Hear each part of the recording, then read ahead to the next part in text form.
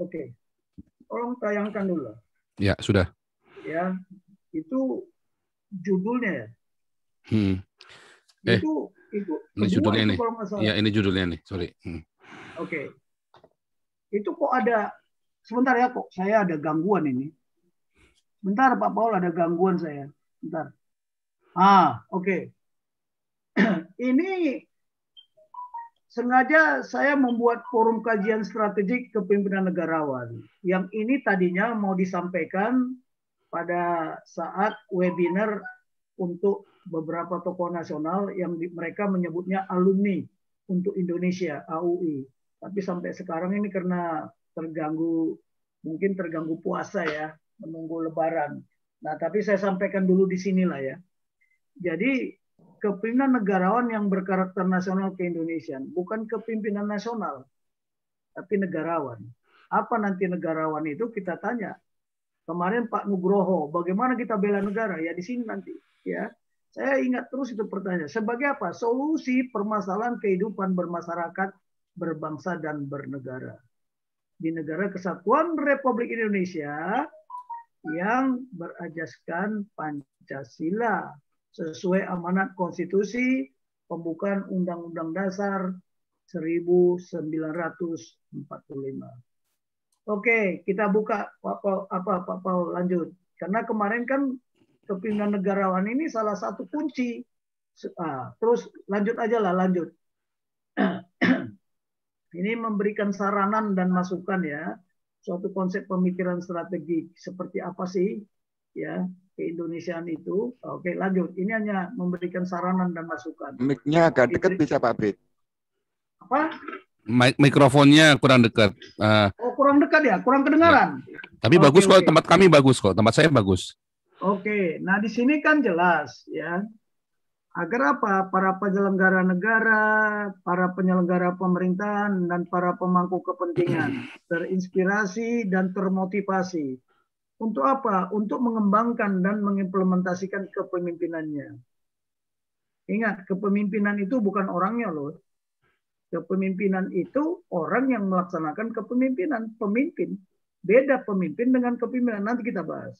Di segala aspek kehidupan. Tapi apa? Dalam rangka, ini pentingnya ini, dalam rangka terwujudnya kepentingan nasional, bukan kepentingan partai, bukan kepentingan khilafah, bukan kepentingan kelompok-kelompok lain, ya, kelompok teroris, kelompok ISIS, kelompok macam-macam lah. Ya, oke, lanjut. Jadi hanya supaya terinspirasi. Nah, ini materi pokok sebenarnya, pengantar. 6 pertanyaan yang harus dijawab. Ya, mengenai kepemimpinan negarawan berkarakter nasional keindonesiaan. Kepemimpinan negarawan berkarakter nasional itu seperti apa gitu loh. Implementasinya seperti apa. Tapi mungkin ya, tidak bisa kita jelaskan semuanya. Nanti bisa untuk minggu berikutnya ya, atau dalam dari Senin sampai Kamis ya, Pak Paul sampai Sabtu ya. Ya oke lah, nanti kalau bisa ada waktu saya sehari silakan. Oke, kita lanjut sekarang. Lanjut dulu, biar sadar dulu ini. Orang-orang ini nggak sadar semua ini. Nah, kalau bicara kepemimpinan itu pasti selalu menarik untuk diperbincangkan. Ya kita lihat aja kepemimpinan FPI, ya kepemimpinan FPI sebagai suatu organisasi, ya kepemimpinan partai-partai. Katanya di ADART itu tertulis, wah ajas partai berajaskan Pancasila. Wah, dan Undang-Undang Dasar 45. Tapi bagaimana prakteknya? Nah inilah nanti kita bahas ya satu persatu. Kalau perlu ditayangkan ADART-nya biar tahu kita siapa yang Pancasila, siapa yang anti Pancasila. Dan ini tak akan pernah bisa dibahas. Selalu hidup digali di setiap masa dari generasi ke generasi. Mencari formulasi sistem kepemimpinan yang aktual. Lah Pak Paul kemarin membahas masalah Hitler. Ya. Lah Hitler itu dia bukan kepimpinan nasionalisnya Jerman, dia kepimpinan manipulasi. Nah, bagaimana Yahudi bisa dibasmi dengan menggunakan apa? Nah, bantuan Palestina supaya Yahudi tidak ada di daerah Yerusalem sana kan, atau di tanah Israel sana. Nah, dia menghantam bukan hanya Yahudi saja, sesama agama. Emangnya Eropa Inggris, Perancis waktu itu tidak beragama Kristen, katakanlah beragama lah, ya karena kenapa? Jadi dia sebenarnya anti Christ kan. Oke lah, jadi paradigma kepemimpinan ini memang akan selalu berkembang. Oke, lanjut Pak Paul. Nah, sekarang saya mau masuk supaya nanti kita tidak diskusi apa namanya? Diskusi apa namanya? Debat kusir lah. Das-mundasku. Das-mundasku ya. Saya ada 3 paradigma yang dijadikan acuan ya sebagai ajas prinsip ya bagi aktualisasi dan implementasi kepemimpinan. 1, kepemimpinan di kerajaan surga. Ya, bagaimana the kingdom of God yang berajaskan kepada apa? Firman sebagai hukum yang terdapat di dalam Bible sebagai konstitusinya. Dari awal saya menyampaikan bahwa Bible itu adalah konstitusi kerajaan Tuhan. Nah, kalau ditanya, oh, rajanya siapa? Ya udah nggak usah dijawab lagi. Kalau orang percaya, sudah nggak perlu dijawab lagi siapa raja, king of the king. Tapi siapa duta besarnya? Ya Roh Kudus. Ada di mana-mana kan Roh Kudus itu. Apa Roh Kudus itu hanya di Indonesia? Enggak, di seluruh dunia. Bahkan di kita juga ada kan. Ada roh itu di kita. Kan gitu. Nah, Bible sebagai konstitusinya, di situ terdapat semua aturan hukum. Ada prinsip-prinsip. Ya kan? Nanti kita bahas juga apa kaitannya dengan Pancasila. Ya kan? Kalau saya bilang mengatakan saya belajar dari Bible. Tuhan Yesus datang bukan merombak hukum yang disampaikan oleh prophet sebelumnya, tapi untuk menggenapi. Sama dengan ini, kalau Pancasila itu sudah disepakati oleh para founding fathers sudah meninggal. Ya, ya kalau itu sudah disepakati ya jangan dirubah-rubah, dimasukkan ideologi lain yang tidak jelas, hukum rimbanya kan begitu. Itu kalau di kerajaan Tuhan ya Tuhan kita nantilah hukum Taurat. Kemarin kalau nggak salah saya mendengar dari beberapa pendeta, hukum Taurat itu diturunkan bukan untuk mencelakakan manusia, tapi untuk melindungi manusia. Sementara Pancasila ini untuk melindungi segenap bangsa Indonesia enggak. Ya itulah mengapa tugasnya dulu di atas ya di alinea keempat, tapi di bawahnya berdasarkan ketuhanan yang Maha Esa, kemanusiaan yang dulu. Itulah hukumnya dulu yang di atas. Nah, kepemimpinan di suatu negara berajaskan konstitusinya dong. Masing-masing sebagai hukum tertinggi harus dijadikan acuan. Jangan pakai kitab suci. Waduh, kalau pakai kitab suci dijadikan konstitusi di negara ini, ya itu ada negara yang pakai kitab suci sebagai konstitusinya ada. Ya ada beberapa negara, boleh kita lihat. Contoh Brunei, contoh apalagi Saudi Arabia. Makanya ada hukum rajam lah, hukum apa segala macam di situ kan. Bahkan dipenggal kepalanya kan. Kalau dia melanggar, ya udah itu konstitusinya. Lah kalau kita sudah sepakat kok, ya kita berajaskan Pancasila, hukum tertinggi adalah pembukaan, ya jangan pakai acuan yang lain. Nah, ada kepemimpinan di kerajaan kegelapan juga. Nah, sekarang jangan salah loh ya. Kita ini kan masuk di dalam apa? Di dalam suatu negara yang diatur oleh Persatuan Bangsa-Bangsa juga. Kita menjadi anggota ya PBB, ya Persatuan Bangsa-Bangsa. Makanya kita kan harus melihat juga apakah PBB ini kalau mengeluarkan perintah harus kita patuhi. Ya kita lihat dulu sesuai dengan Pancasila enggak. Kalau enggak sesuai Pancasila, Bung Karno aja bilang keluar dari PBB kan begitu.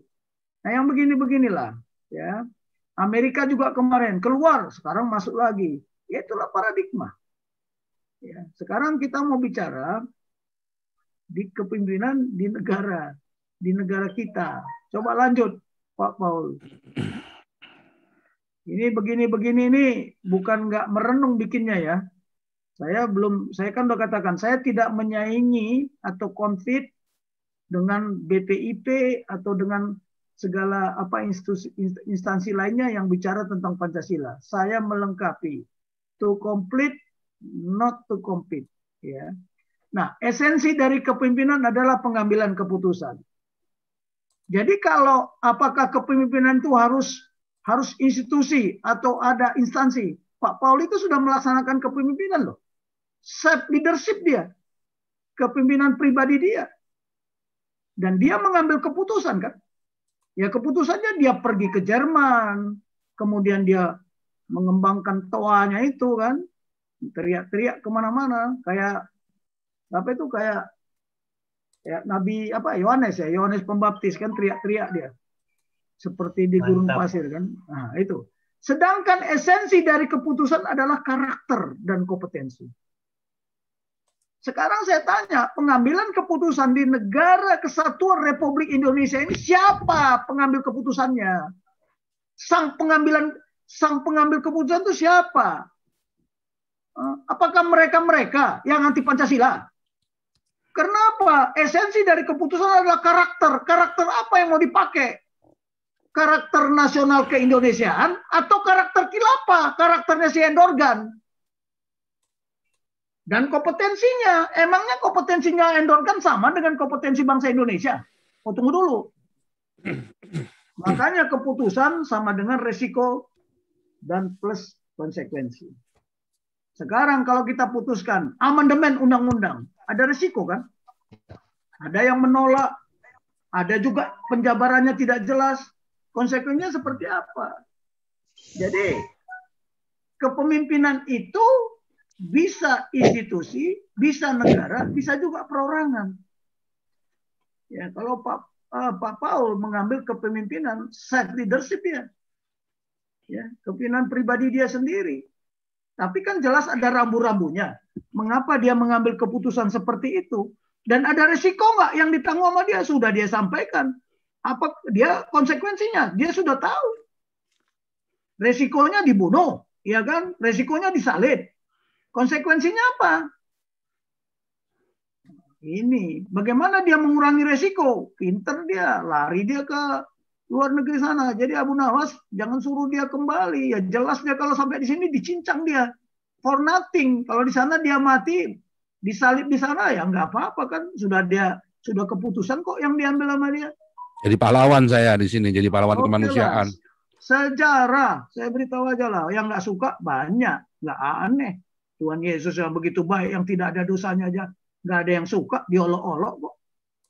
Oke ya, sekalian saya mengajar kepemimpinan ini, tapi aplikasinya, implementasinya itu sekalian saya tunjukkan di sini. Punya karakter dong, punya kompetensi. Saya melihat semua pertanyaan bisa dijawab sama Pak Paul. Ya, silakan Pak Paul, you are the Lone Ranger, ya kan? Perjuangan kebenaran, pejuang kebenaran dan keadilan. I like you. Oke, lanjut. Saya bukan mendukung ya, tapi saya suka tindakannya. Ya. Ya, kalau itu resikonya masing-masing. Leadership is an action, not a position. Ini satu contoh ya, saya kasih contoh bahwa leadership itu action. Yang dilakukan oleh Pak Paul itu action. Apa posisinya nggak ada, apa jabatannya di negara ini nggak ada. That's ya. Lanjut Pak Paul. Ini mengajarkan ini nggak gampang ini, mengambil segala macam. Leadership is not a position or a title. It is action and example. Di Indonesia sekarang sudah mabuk titel. Tahu nggak mabuk titel? Saya kalau mau jadi profesor mah sebentar aja saya sini. Saya diuji aja saya. Bikin disertasi 1 bulan bisa nggak? Oh bisa. Tapi saya malas dengan titel-titel itu. Nggak ada artinya titel itu hanya bukti sudah sekolah kok. Ya. Tapi yang penting actionnya. What is your action? Dan contoh. Oke, lanjut. Ya, ini salah satu action kepemimpinan adalah kepedulian. Ya, merupakan kepedulian sang pemimpin. Ya, kepedulian itu merupakan mata air. Ini ada kurang sedikit, mata air kehidupan bagi mereka yang dipimpin. Nah sekarang kalau Pak Paul melakukan ini ada kepedulian dia enggak? Untuk siapa? Untuk dia enggak? Merupakan ketidakpedulian, merupakan air mata bagi mereka yang dipimpin. Nah, kepemimpinan itu memang kalau saya dulu di lapangan ya, kepemimpinan lapangan yang namanya face to face leadership ya, tidak ada istilah nanti. Sekarang juga. Nah, Indonesia kebanyakan itu PT akan ya. Tarsok. Akhirnya bunga sudah menjadi buah. Nah, buahnya sudah apa menyebarkan bijinya kemana-mana. Waduh, sudah menggurita oktopus ya kan. Tapi silakanlah nanti bagaimana Indonesia ini bertarung terus. Saya kira beberapa minggu ini kita konflik paradigma terus ini. Das-mudasku terus kan. Satu bilang apa alat kimia untuk membuat bom, satu bilang pencuci WC, ya suka-sukanya lah.